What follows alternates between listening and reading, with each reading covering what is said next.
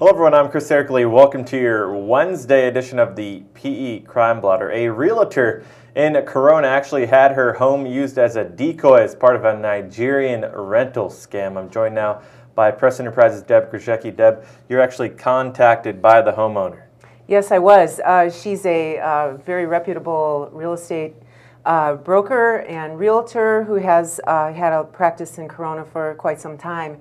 She contacted me because just moments after her home was put on the multiple listing service, her family's own personal home was listed. She started getting telephone calls at the agency about its rental prospects. Some people were suspicious about the rent because it was very low for the neighborhood of its stature.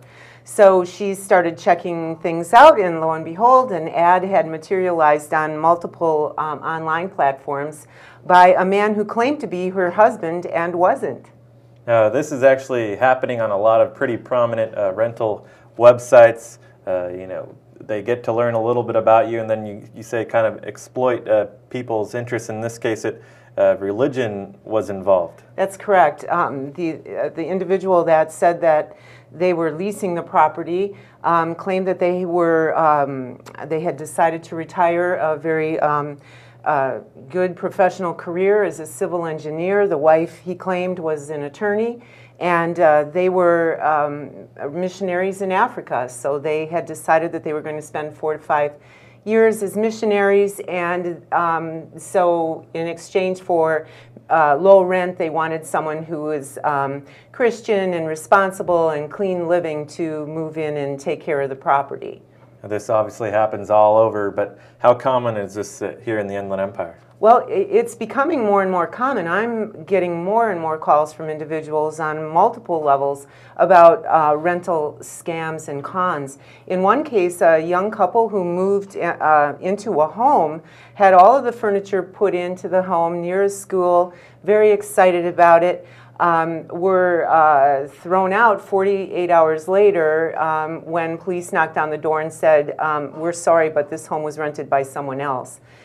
This couple was scammed in Paris, and they handed a woman who drove a Mercedes, looked very polished, presented herself as a realtor, cash deposits of 1 month in security.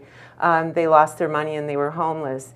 In this case, the individual helped, figured out the scam and actually started to work with the realtor on breaking this con involving this particular house. Now, people that may be out there looking at rentals online, what are some tips maybe that might be able to point them out that, hey, this is maybe too good to be true? Well, the FBI actually has a consumer alert out on it. It's accessible on the FBI website. They call it the 419 scheme because it's called the Nigerian scam because the money is wire transferred to a place in Nigeria. And typically it's for a low amount of rent. Their tips are this: deal only with local landlords and renters. Research average rent rates. If the rent seems ridiculously cheap for the market type house that it's in this case it was a $519,000 home, and they were renting it for $1,000, that's a little low, well below what somebody would pay for a 1-bedroom apartment even.